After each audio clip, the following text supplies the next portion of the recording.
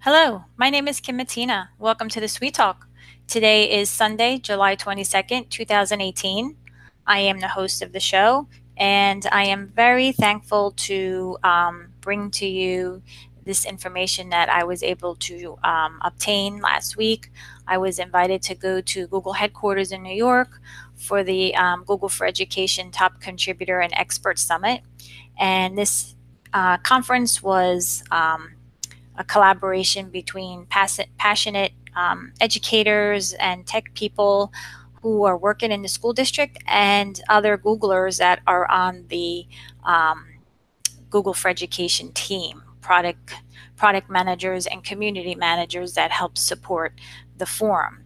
And this is an area where it takes a lot of people to support the forum, for users to come to the forum and ask questions and look for answers. And there's a whole bunch of people that make that platform and support that platform for users. And we were able to collaborate last week and learn from each other and share some information.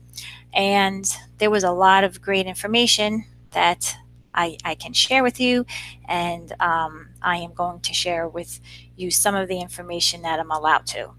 So first and foremost, I would like to just say thank you to the organizers up in New York who did organize that conference, because it was a great experience.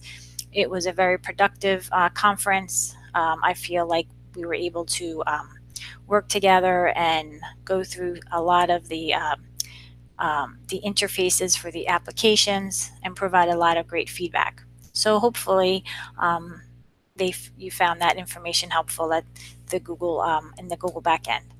Anyway, what I'd like to start off with is Google Classroom. So Google Classroom just rolled out a few new features, which is in beta right now. And beta means that it's just really, they're just testing it out.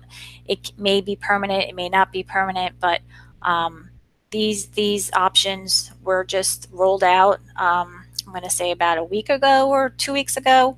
I'm not really sure. And I'm just going to show you some of the user interface changes and some of the things that did change in the platform, because things that were where they were before in the old version are either gone or changed or moved. So we'll be learning this new interface together. So let me share my screen.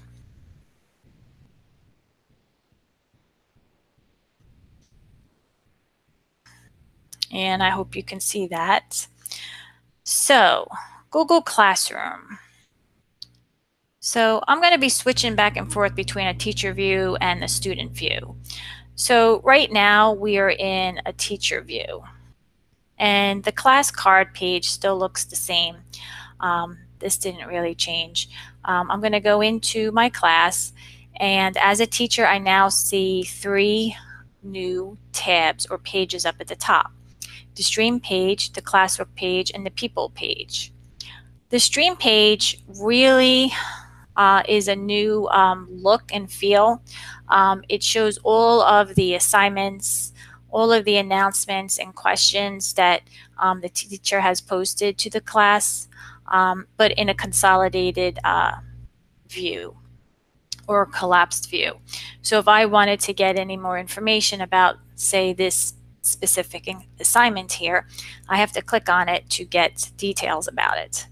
And then in here it tells me, who finished it and who didn't finish it.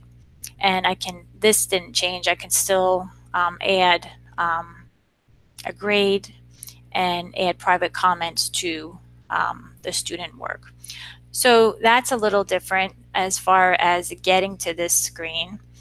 In order to go back, there's no back button anymore. So if you highlight or click on the title of the class up the top left corner, you will go back to the stream page. So this part here in the upper left corner is new. You can just click on the class title. So the stream page is is definitely a new look, has a new look. You can only add announcements, and you can reuse posts from this stream page. So that's one thing that you can notice right away. The classwork page is new. This is where you will be able to create all of your assignments, your questions, reuse a post, and you can add a topic. And I will get to that in a minute.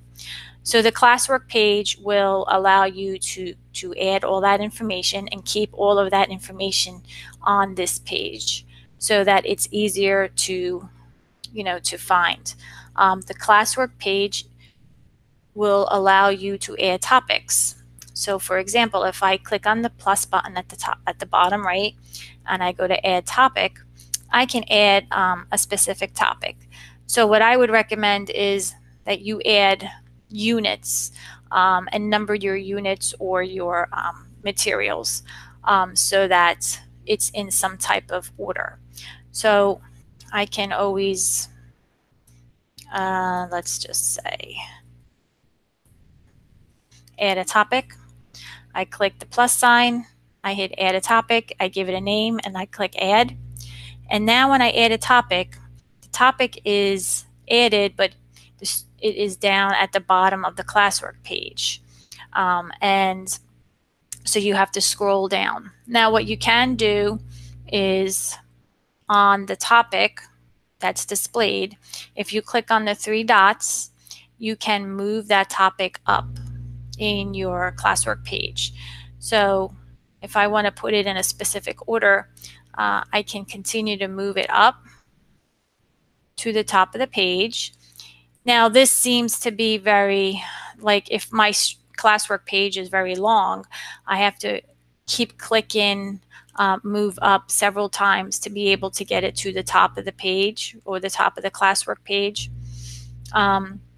So what I would recommend is that you send feedback to the team by clicking the question mark at the bottom and click send feedback, that they add an option to move to the top or move to the bottom, or even pin the assignment to the top. So that'll prevent you from having to scroll all the way down to finding your topic. So topics is a great option. This is not a new new feature. In the previous version of Google Classroom, you were able to add topics. It's just now the layout of the classwork page highlights the topic name up at the top, and you're able to move it up and down in a specific order on your classwork page. So that's a nice enhancement. Also, what you can do is add an assignment. So if I click the plus sign and click assignment, I can add an assignment to my unit. So let's just say describe an array. And when I'm creating my assignment, I can select my topic in the assignment details screen, and I can click assign. And now that assignment is displayed under my arrays units.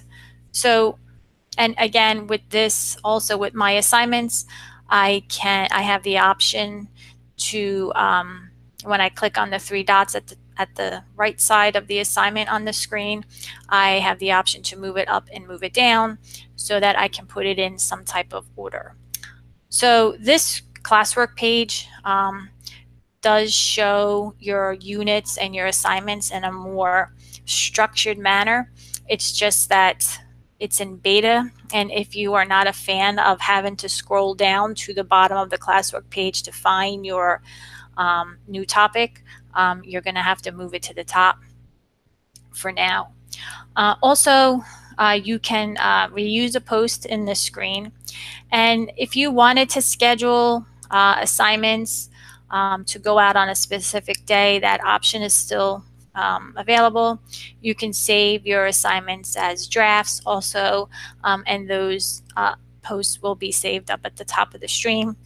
Students will not see anything posted on their classwork page until you finalize and post it immediately to the class. The People page is new also. It's a new look. The People page has all of the teachers and students in one place, and I can easily invite teachers or students by clicking on the plus people icon here at the right. So if I wanted to add a co-teacher to my class, I click on the invite teacher button and I type their name or their email address and I click invite. They will get an email notification, and when they sign in, they will see that they were invited to the class. Same with the students. The students have the same icon available if you wanted to invite them. You can invite all of your students via email, or if they log into Google Classroom, they will see that they were invited to join your class when they go into the class card page.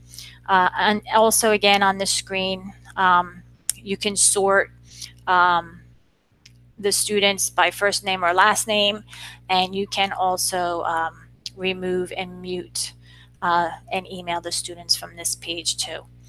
So this page is a nice enhancement also because you are able to invite teachers and students in one area. Another area that changed is the settings. So the class settings is now available through the cog wheel here, and it's a consolidated screen. So on this class settings page, you can rename your class. You can give it a little bit more of a description if you wanted to, and you can also put in any additional details like when you meet, how many times a week you meet, what section it is or what period it is. So that information is now easy to edit. This class settings page will also show the class code, which you're able to display, copy it, reset, or disable it. It will also allow you to grant student permission rights in the classroom if they can post and comment, or just teachers can post and comment. So that didn't change. And the deleted items is now moved in this area too because it's part of the settings.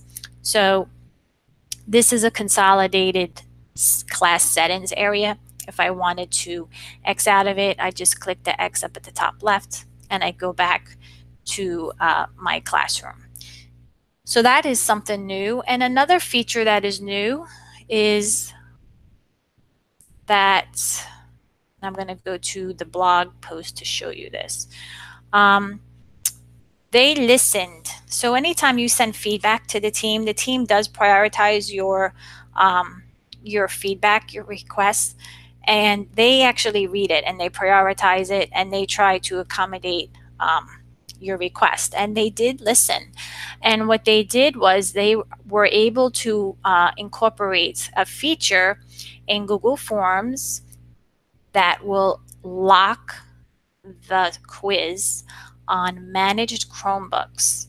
So this will prevent the student from opening up a new tab and maybe looking up the answers for the Google Forms quiz while they're taking the quiz. So this is a huge feature that I think a lot of teachers will like, but you have to remember it's only available on managed Chromebooks, which means that the Chromebook device has to be enrolled in the school domain, and it has to have the school policies on it for it to be considered a managed Chromebook. If it is their own personal Chromebook, that should not actually work because it's not a managed device. So if it's a personal device, it shouldn't work. They said that it will only work on managed Chromebooks. So when you create an assignment and you attach a form quiz to the assignment, there's an area that will allow you to enable or disable enable lock mode.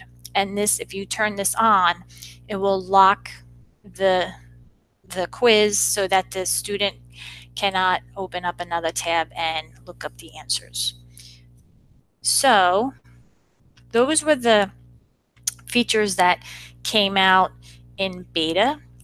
And beta is, they're still working on it. They're still working out any bugs, if there's any bugs in anything that you're working with. So if you do find a discrepancy with something, please give the team feedback by clicking on the question mark at the bottom of the screen. Now, what I want to show you is, and this is not part of the blog post, I want to show you the student perspective. So the student perspective of Google Classroom changed also. So right now, I am in Google Classroom as a student, and you can see the student has 4 tabs. They have a Stream tab, a Classwork tab, a Classmates, and About tab. The Stream page I explained already. That's going to show all of the activity and the posts that has been added to the classroom. And you can think of the Stream page as a place where you can leave class comments and dialogue and have a conversation. The Classwork page for the students looks like this.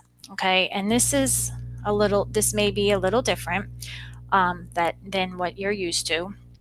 So it shows all of the classwork. Now, right here, my student had completed this assignment. And before, the student was able to see right away if this assignment was done because it had a green check mark and it said done.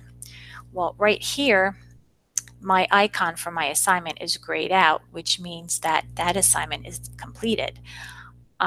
This may or may not be an issue for some students because it's not very obvious that the student completed that assignment. What they would have to do is click and open the assignment and see the status is actually done. So they have to actually click a little bit more than what they were doing before to get certain details about the assignment. And another thing that they can do is up at the top of the assignments, they can add a class comment directly to the assignment if they click on it. So they have the ability to do that. They can unsubmit, which is the same, and they can also add a private comment, which is the same as before. So their classwork page is consolidated also, and if they want to get more information about an assignment that they did do or didn't do, they would have to click on it to open up for details. This area here on the left side, it used to be in the About page, and now it is in the Classwork page. So the Your Work link shows all of the work that was assigned to the students, and it gives them basically a one-stop shop screen that tells them the assignment, the question, and if it was turned in or assigned, etc. So this area here will give the student a little bit more information about what they did, what they didn't do, and what is coming up.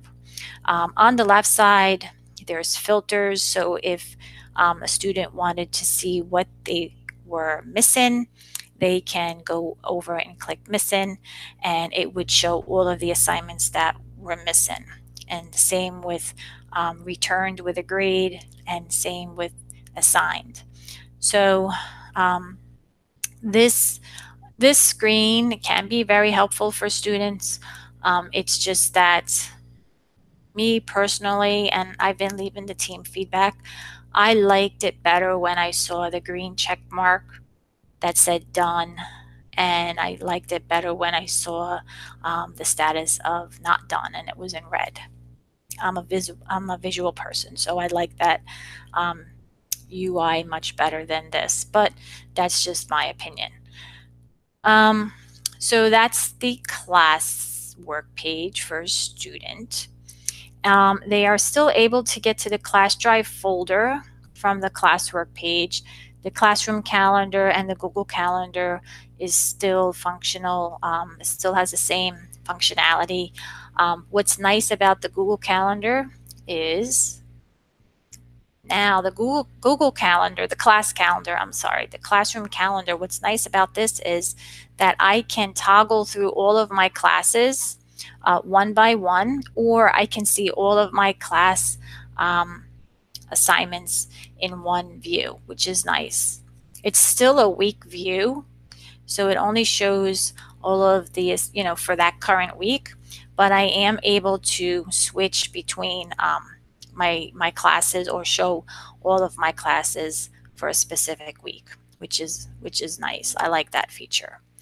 So let's go back to class.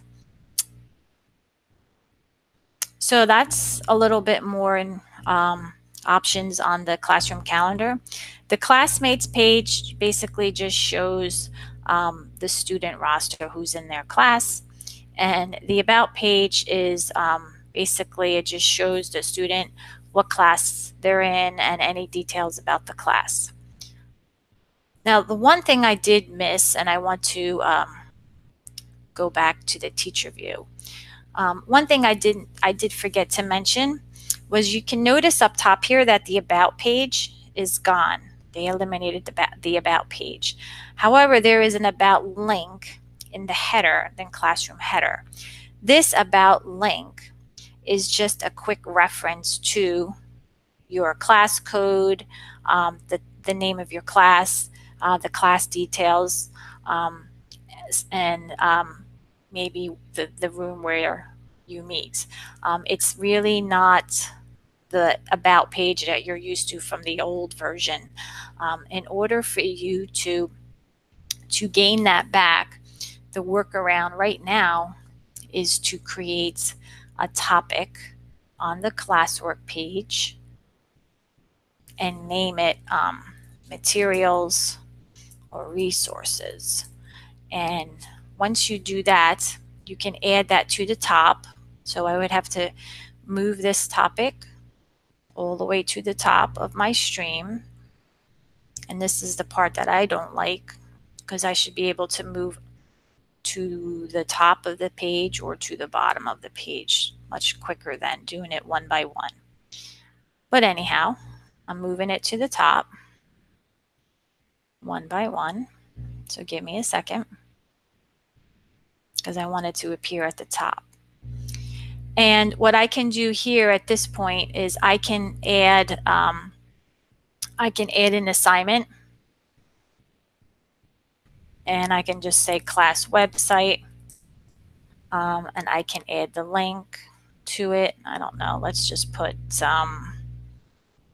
we'll put the Sweet Talk website in there.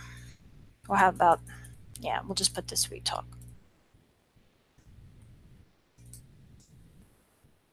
So class website, I'm putting the class link, website link in there.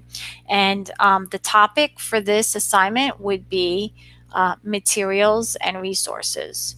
So anytime you want to add static information for your class, you would add it into the materials resource topic or unit, if you want to think of it that way.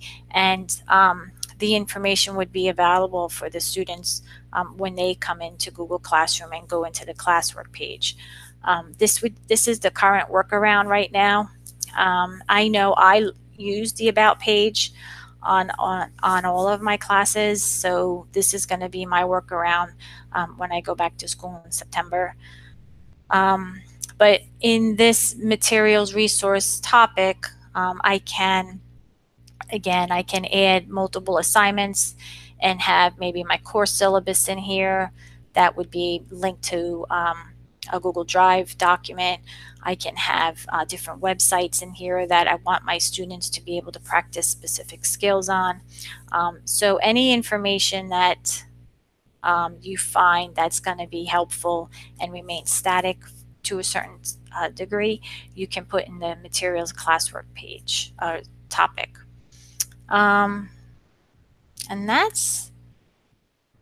those were the major things that that you're going to notice in Google Classroom that changed. I'm still trying to get accustomed to the changes myself. So it's going to take a little bit of time to get used to the interface and to find information that you thought was in that you were used to in the one place, and now it's gone. But that's why I wanted to do this show, so that I can provide that information, and hopefully it helps a little bit. If you have any questions, you can always email the Sweet Talk at sweettalkshow@gmail.com. And let me share my screen again. You can always find me on Twitter at the Tech Lady. Oops. Share my screen. If you had a question about an update, or if you have a good idea and you want to talk about it or whatever, you can always tweet me on Twitter at the _tech_lady, and I'll try to get back to you. But I did change. I did move my show to a podcast now. So my show is available on video through my YouTube channel, and it is available on Podbean. So you can subscribe to my podcast on Podbean at thesweettalk.podbean.com. And I am on the Google Play Music platform. So if you wanted to subscribe to my podcast there, you can go to bit.ly/thesweettalk on GPM, Google Play Music, and subscribe and see if you find it helpful. I just wanted to bring a different platform to my audience, so that you can listen while you're driving or doing different things. If you do want to be a guest on my show, go to my website, bit.ly/thesweettalk website, go to guests, and you can fill out the guest inquiry form on the page, and I will get back to you as soon as I can. If you want to watch any previous episodes, click on the episode tab, and you will see all of the episodes listed in a table. And if you want to subscribe to my podcast, I have a link on my website also. So with that said, I hope you found this episode helpful. Again, today is July 22nd, 2018, and I will be having some shows during the summer. I would like to go over some more features that I learned at the summit. So I may have another show next week on a different app. Another thing I wanted to go over with you is there's a conference in August 17th. It's Friday, August 17th, from 8 to 12:30, and it's called PLC, A New Wave of Learning, and it will be at the Bellhaven Middle School in Linwood, New Jersey. It's free. It's only a half day. So if you have nothing to do that day and you want to come out. You can go to the website. Let me go back and see, because I'm really not sure on the website. So if I go to plc.org, I think that might be it. Yeah, so if I go to plc.org and I go to event, I can sign up and register for a free ticket. And again, This is a free conference. It's at the Bellhaven Middle School in Linwood, New Jersey on Friday, August 17th from 8 to 12:30. And if you would like to attend, I would really love to meet you. So please try to come.